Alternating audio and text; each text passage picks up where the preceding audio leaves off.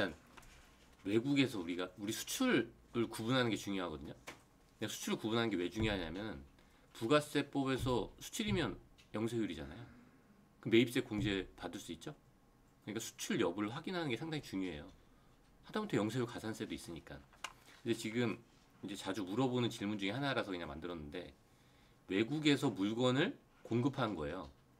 이게 무슨 의미냐면은 이게 질문 한 거예요. 저희 고객사에서.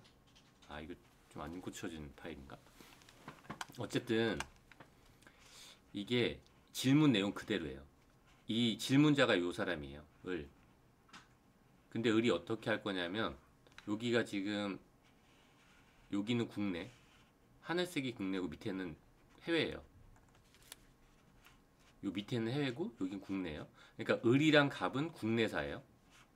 그리고 여기에는 해외, 중국이라고 할게요. 중국에 있는 회사고 중국에 있는 갑의 다른 공장이에요. 그러니까 다른 회사죠, 다. 물론 이건 한 회사라고 볼 수도 있겠죠, 지점이어도. 그럼 이때 이 을이라는 데서 을이 지금 나한테 질문한 거예요. 을이 어떤 역할을 하냐면 갑이 나한테 물건을 주문한 거예요. 근데 어떻게 주문했냐면 중국 공장에 물건을 갖다 달래. 액정을.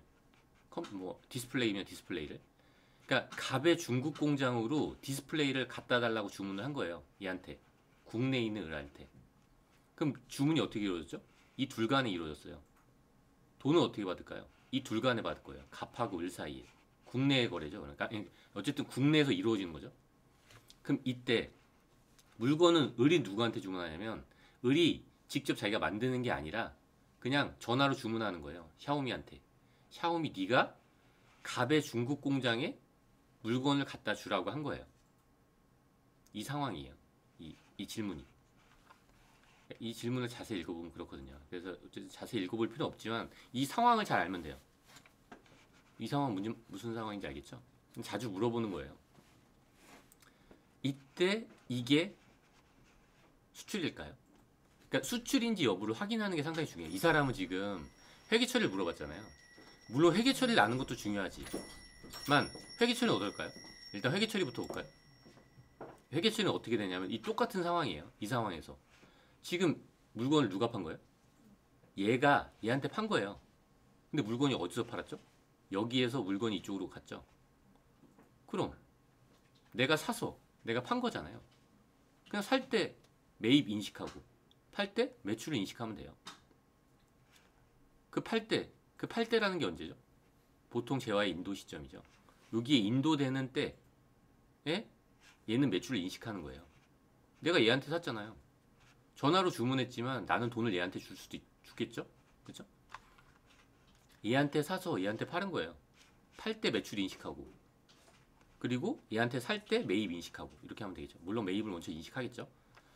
그 인식하는 시점은 매출은 인도 시점이라는 거예요. 근데 만약에 얘가 이 물건을 딱 보고선 검사를 한 다음에 검사가 완료돼야지 사준대.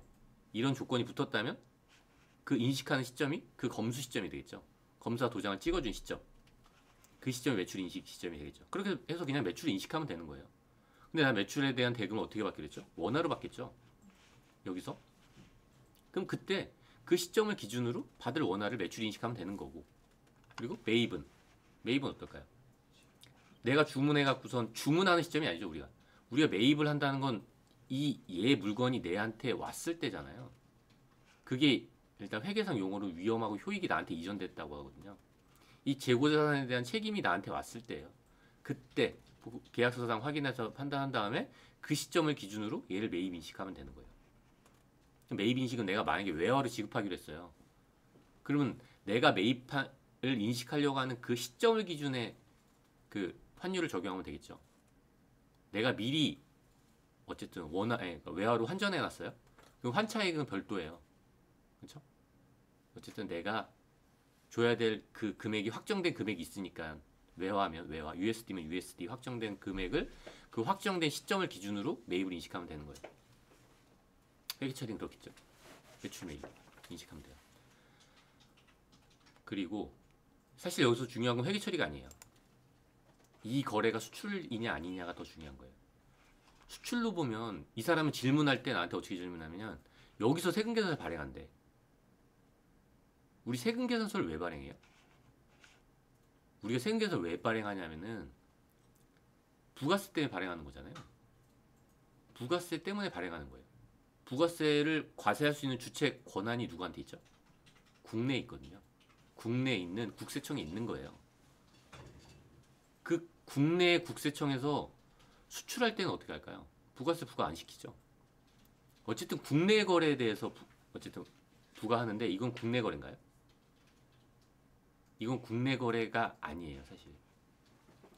해외 거래죠, 요거. 여기에서 물건이 떠서 여기서 인도되는 거예요. 네.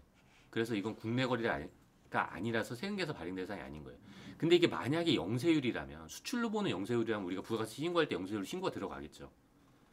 왜냐면 혜택을 주려고 하는 거니까. 근데 그 혜택을 받을 수 있는 대상이 아니라는 거예요, 얘는.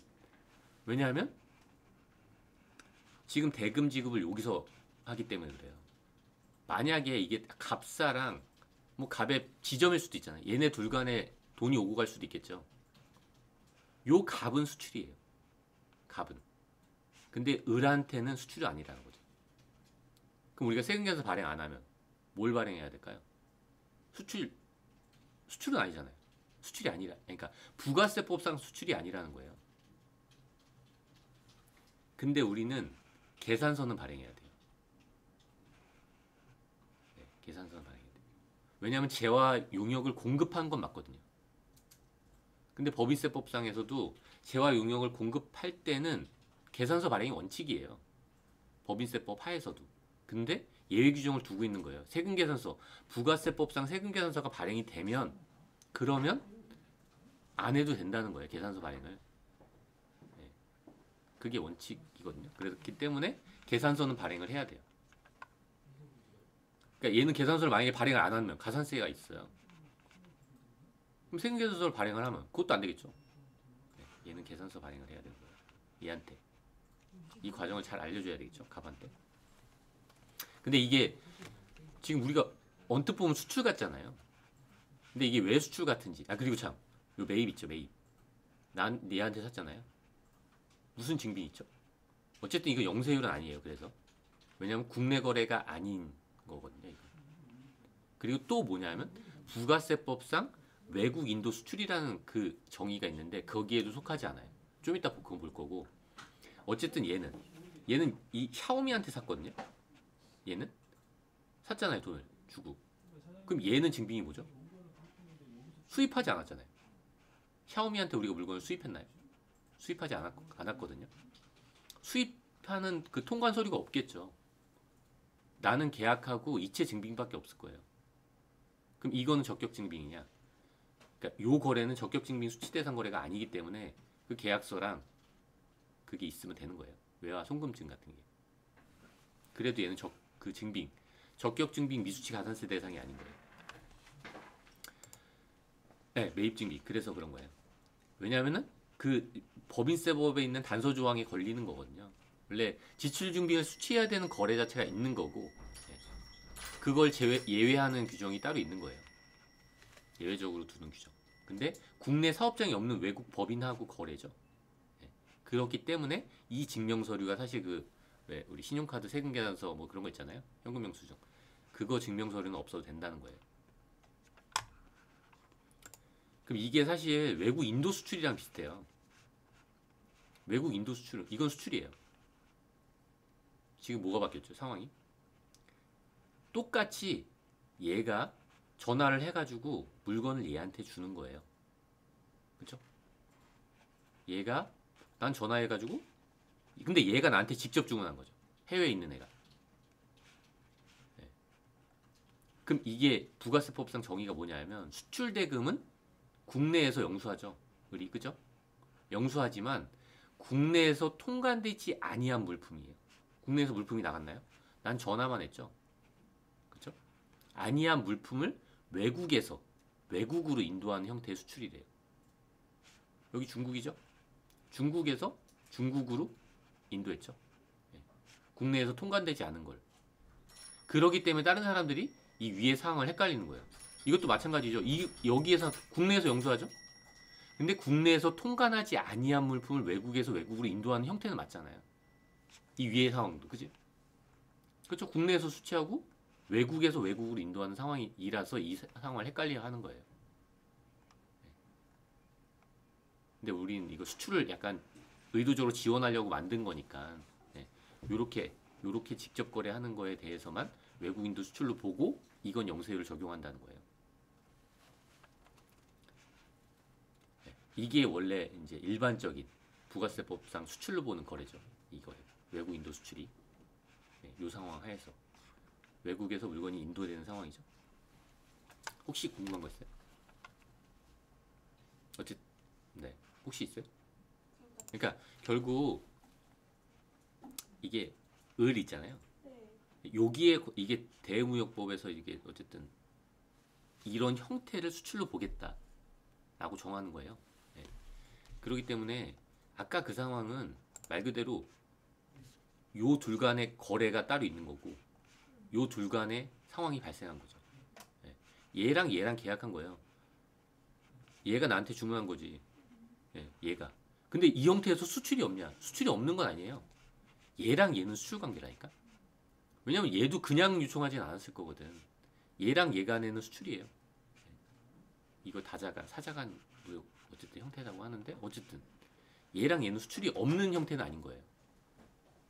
근데 얘는 수출이 아니라는 거지. 얘는 지금 누가 주문했죠? 얘한테 주문했어요.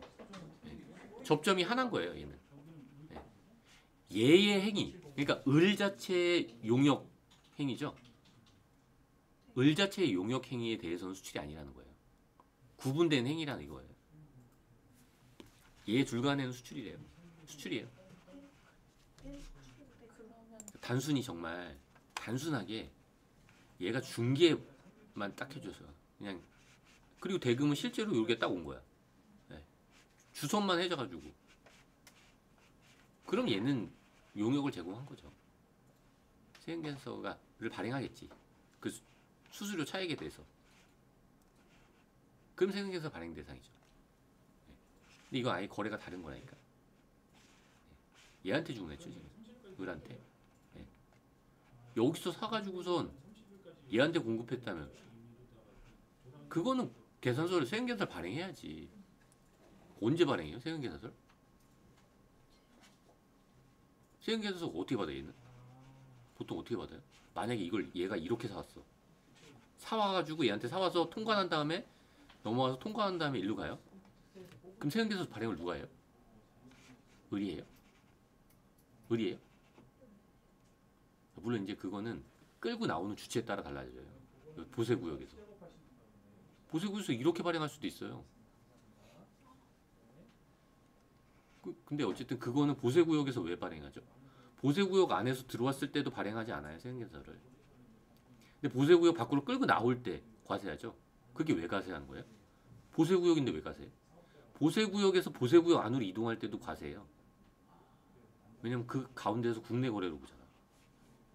여긴 땅이 다르다니까. 부가세를 과세할 수 있는 대상이 아닌 거예요 여기는. 부가가치세는 소비지국에서 과세하는 게 원칙이거든요. 일단 그거 대행이랑은 다음 기회에 제가 추가로 말씀드릴게요.